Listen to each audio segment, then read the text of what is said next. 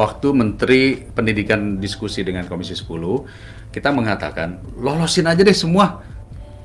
Kita ingin semuanya lolos dong. Jadi dengerin ya, ingin semuanya lolos. Kita sangat ingin dan mendoakan semua guru-guru honorer yang ikut untuk bisa lolos.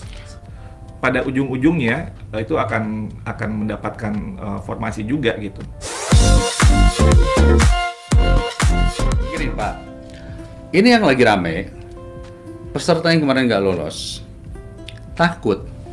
Karena kali ini dia akan diadu oleh guru swasta atau yang berserdik. Monggo, gimana? Oke, jadi formasi kita itu sebenarnya kalau dipenuhi ya secara umum itu 1 juta lebih ya, 1.002.000 formasi. Guru honorer di sekolah negeri itu 742.000. Di sekolah negeri? Di sekolah negeri, kan ini memang buat sekolah negeri. Dan ini guru-guru di sekolah negeri. Artinya guru-guru honorer yang ada sekarang di sekolah negeri, jumlahnya itu lebih sedikit daripada formasi. Jadi demand dan supply sebenarnya lebih sedikit supply-nya. Exactly. Jadi sebenarnya pesan saya, pokoknya fokus belajar dengan sebaik-baiknya. Yang penting nanti dia sudah di atas passing grade, dan kalau bisa lebih baik lagi ya daripada yang tahap 1. Pada akhirnya nanti kan ini supply dan demand-nya tadi itu ya, yang supply-nya masih lebih sedikit gitu. Jadi kalau dia nilainya bagus, pada ujung-ujungnya itu akan mendapatkan formasi juga gitu. Tapi ya dengan syarat, Kang Dede, pemerintah daerah harus kita dorong. Pemerintah daerah harus kita dorong supaya mengajukan formasi semaksimal. Dananya ada, Dok. Betul. Nah, ini yang harus diketahui oleh kepala dinas masing-masing, bahwa dananya sudah diadakan. Tapi masalahnya lolos passing grade nggak nih? Masuk nggak nih, lolos nggak? Nah, itu pertanyaannya. Nah, jadi kalau udah ditetapkan seperti ini dan dananya sudah ada, kan berarti proses seleksi yang kita lakukan. Seleksinya. Ya, jadi duitnya udah ada nih, teman-teman guru honor, tapi lolos apa enggak, gitu kan? Nah, ini. Siapa yang meloloskan sebetulnya, Pak Iwan? Diri sendiri. Gurunya sendiri. Jadi kan kita ada tahap 1, tahap 2, tahap 3. Jadi itu memang sengaja kita perjuangkan kesempatan 3 kali itu untuk memaksimalkan jumlah guru honorer untuk bisa lolos. Jadi artinya, yang saya tangkap ya, dulu waktu Menteri Pendidikan diskusi dengan Komisi 10, kita mengatakan, lolosin aja deh semua, toh mereka sudah mengajar. Terbentur oleh peraturan undang-undang ASN. Betul. Harus ikut tes. Betul. Maka bagaimanapun caranya, gimana caranya supaya lolos? Kasih kesempatan 3 kali tes. Betul. Sampai lolos, kira-kira gitulah ya. Betul. Bahasanya ya. Betul. Tapi kok ada kisi-kisinya juga kita siapin buat belajar. Tapi kok tesnya sulit banget, sampai nggak lolos-lolos. Nah, kalau nggak lolos-lolos, gimana Pak Iwan? Kita ingin semuanya lolos dong. Jadi dengerin ya, ingin semuanya lolos. Kita sangat ingin dan mendoakan semua guru-guru honorer yang ikut untuk bisa lolos. Jadi bukan artinya tes ini sengaja membuat orang menjadi tidak lolos ya, karena duitnya sudah ada, alokasinya sudah ada, iya kan? Dan daerah sudah mengusulkan ya. Ini kan usulan daerah. Jadi betul. Ini formasi. Betul. Dan ini ketika jadi sekarang kan ada pemerintah daerah yang juga mengubah-ubah ya, ada yang sudah mengusulkan kemudian menarik itu Kenapa? Ya karena dia mungkin nggak tahu, karena sebenarnya anggarannya sudah ada. Saya nggak tahu itu kenapa. Karena ketidakyakinan, tapi saya nggak tahu ketidakyakinannya itu kenapa gitu. Jadi atau takutnya jangan-jangan ini buat tahun pertama aja ada duitnya, nanti tahun kedua gitu. Mungkin. Apa bedanya? Ini kan aparatur sipil negara. P3K dengan PNS kan sama. Jadi kalau udah ngangkat pegawai, yang namanya aparatur sipil negara ya itu kan komitmen. Jadi nggak mungkin tahun ini digaji tahun depan enggak. Jadi mungkin memang ekosistem kita banyak penuh ketidakpercayaan ya. Jadi harus kita ini kan. Ya, potong aja Pak. Gimana? Lapangan itu betul Pak Dirjan. Jadi di daerah itu tidak yakin, tidak percaya bahwa dananya ada apa enggak. Dan kalau misalkan ini nanti kita terima, jangan-jangan nanti pas di tengah jalan di tengah jalan nggak ada dana lagi dari pemerintah daerah yang nanggung. Nah, itu yang terjadi. Kita sebenarnya ingin ini ya, daerah betul-betul komitmen untuk pendidikan. Karena bagi kita ya di bidang pendidikan ini, adanya guru itu adalah kebutuhan pokok. Ibaratnya sandang, pangan, papan bagi kita. Kalau kita nggak punya rumah, kita nggak bisa makan, atau kita nggak pakai baju, itu kan aneh gitu ya, dan itu nggak mungkin. Jadi kalau 3 hal yang pokok dalam proses pendidikan, adanya murid, adanya guru, dan adanya bahan untuk belajar. Jadi ini tiga hal yang harus kita jamin pasti ada, ini kebutuhan pokok sekali. Sering sekali kita juga mendengar bahwa kalau ketika tadi yang saya bilang supply dan demand, ada guru yang pensiun, lalu kemudian yang gantinya tidak ada atau sedikit. Jadi taruhlah 100 yang pensiun, yang menggantinya cuma 10. Berarti kan ada sisa 90, dan ini terjadi terus menerus. Dan artinya kan gapnya dengan 1 juta formasi kan kita tahu tuh gapnya tinggi sebenarnya. Jadi ada sebenarnya plafon yang dari sebelumnya yang tadinya diperuntukkan untuk pembayaran gaji SDM untuk guru, yang kemudian dialihkan untuk pembayaran yang dialokasikan yang lain. Dan ini juga sebenarnya kan itu harusnya dikembalikan kembali sebenarnya fungsinya untuk pengadaan kebutuhan guru. Dan apalagi kalau yang pensiun kan gajinya lebih tinggi ya Kang Dede dibandingkan yang baru gitu. Jadi sebenarnya plafon itu sudah ada dan tidak pernah digunakan, dikembalikan kembali gitu. Jadi kalau misalnya itu kita komitmen untuk kebutuhan guru, kita juga bisa hitung sebenarnya dari secara historis, dan transfer ke daerah kan karena anggaran pendidikan kan 20%. Tren APBN kan selalu naik ya. Jadi artinya jumlah transfer ke pendidikan itu semakin tinggi seharusnya. Dan memang komitmen sekali lagi ini kan visi ya, bahwa pokok harus ada kebutuhan guru itu tercukupi. Menjadi komitmen kita. Begini, saya berandai-andai ya. Jadi selama ini supaya kawan-kawan juga tahu, ketika kita berbicara amanat undang-undang, 20% adalah pendidikan. Dari 20%, katakanlah kalau kita 2.000 triliun, 20%-nya adalah 400 triliun. Dari 400 triliun itu hampir 70% itu turun ke daerah dan kementerian lembaga lainnya.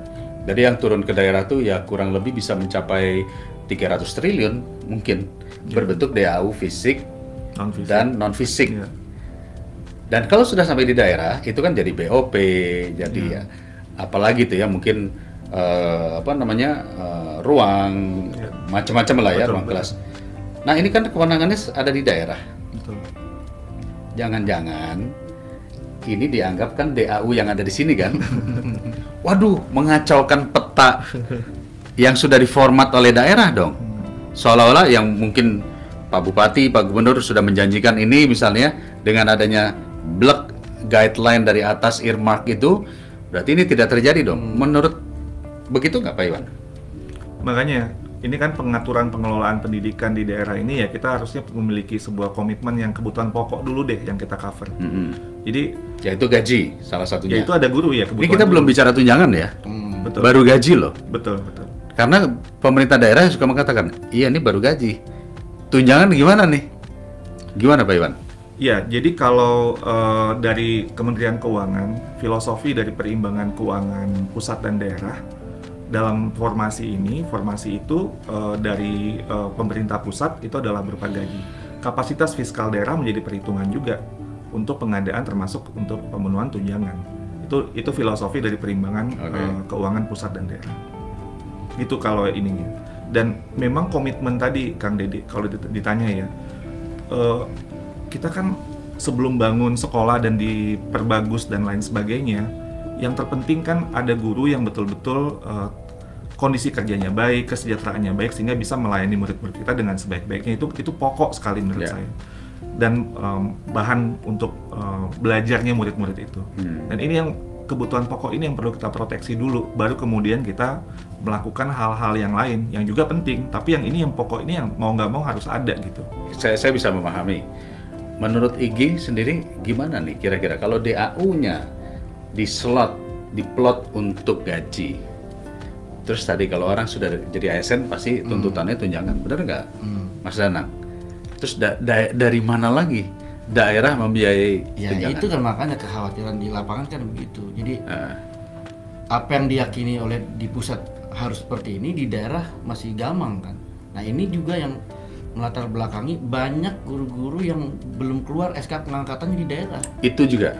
Jadi kalau daerah itu nggak mau mengeluarkan SK pengangkatan, guru nggak bisa ikut PPG, nggak dapat sertifikasi, nggak dapat tunjangan, apalagi mau ikut ini. Nah itu kan ada semacam faktor trust atau mungkin ya komitmen. Mau nggak ini guru ini dijadikan sebagai bahan pokok tadi? SK turun dari mana? Kalau di daerah kan dari daerah kan. Dari kepala daerah. Iya. Jadi sudah lolos passing grade, sudah ada formasi, duitnya sudah ada, SK nggak turun. Pak Iwan gimana menanggap? Kira-kira langkah apa yang harus dilakukan oleh Kemendikbud?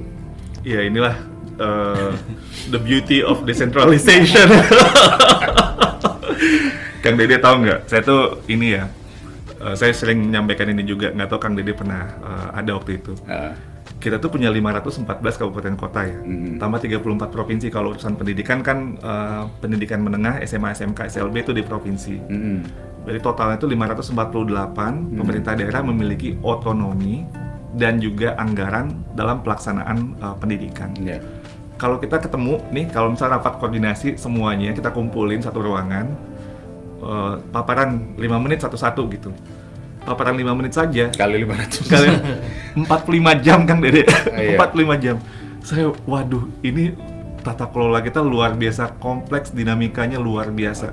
Kalau mau kunjungan daerah nggak cukup 1 tahun satu-satu itu, betul. karena 1 tahun cuma 3. Jadi poinnya adalah memang harus koordinasi mau nggak mau dengan sistem desentralisasi. Tapi kami saat ini dengan Kementerian Pan-RB, dengan Kementerian Keuangan, juga BKN, kita melakukan koordinasi Kementerian Dalam Negeri untuk bagaimana ya mungkin ada sebuah solusi yang terobosan supaya dengan skema desentralisasi ini ada ruang bagi kita untuk memastikan ya misalnya koordinasi ini kita lakukan dengan bareng-bareng sehingga ya sudah sepakat semuanya, sudah kayak Kang Dede bilang, formasi sudah ada, anggaran sudah ada, berarti kan kepala daerah kan bisa clear dan ya sudah berarti kita tinggal melaksanakan seleksinya saja gitu. Dan sehingga tidak lagi menimbulkan seperti yang tadi Pak Danang bilang, ada kecurigaan, ketidakpercayaan sampai kemudian SK-nya pun juga nggak dikeluarkan gitu. Padahal itu sudah menjadi haknya guru-guru kita yang sudah lulus dan lolos. Ya. Saya bisa membayangkan kenapa SK nggak diturunkan, karena begitu ada SK pasti harus ada yang lain-lainnya itu kan. Betul. Tunjangan dan sertifikasi dan lain-lainnya itu harus ada. Itu yang kadang-kadang mungkin Pak Bupati mau tanda tangan tuh berat, karena yang dibayar ini adalah gaji tok. Tapi beginilah, saya belum mau menjawab jauh. Teman-teman para guru honor yang mungkin nonton ya, ini Pak Iwan sudah jelas ya mengatakan, ya saya baru bisa mengundang Pak Iwan, nanti kapan-kapan menterinya saya undang. Pak Iwan menjelaskan bahwa semangat di DPR Komisi 10 tentunya dengan Kemendikbud adalah sebagaimana yang saya sampaikan, kesejahteraannya menjadi penting. Karena bagaimana mau mengangkat kompetensi, mau mengupgrade kalau nggak sejahtera, ya kan? Mereka sudah disibukkan, kawan-kawan guru disibukkan mencari tambahan untuk biaya hidup ketimbang dia mengupgrade dirinya, ya. Jadi ini sebenarnya adalah langkah setelah bertahun-tahun tidak ada pengangkatan. Untuk berapa tahun? 8 tahun mungkin ya. Tidak ada pengangkatan CPNS ataupun juga ASN. Sekarang ada formasi baru yaitu P3K. Dulu malah kita mengatakan ada PNS, ya, ada P3K. Kalau yang nggak dapat P3K, perjuangkan supaya mendapatkan UMR, ya kan? Nah sekarang P3K sudah dibuka 1 juta, yang daftar baru 600.000, atau jumlah honorer 700.000 tadi. Berarti kan sebenarnya slot ini kan terbuka besar. Yang daftar 925.000. 900, itu plus swasta ya? Plus swasta, betul. Plus swasta. Artinya kalau kita anggap saja semuanya lulus pun ada formasi, betul, tetap ada kan? Ya. Kebutuhannya tetap ada kan ya? Nah, dananya sudah disiapkan juga. Berapa kira-kira Pak? Kalau yang di Undang-Undang APBN, tapi itu gelondongan sifatnya, itu 19 triliun. 19, oke. Berarti 19 triliun kurang lebih tiap tahun dianggarkan oleh pemerintah kan, oleh negara kan ya, sebagai fatsun ke sini. Nah, tinggal masalahnya adalah untuk menuju ke isian ini harus lolos tes. Lolos tesnya sudah dipermudah ya, bukan dipermudah lah, diberi kesempatan 3 kali.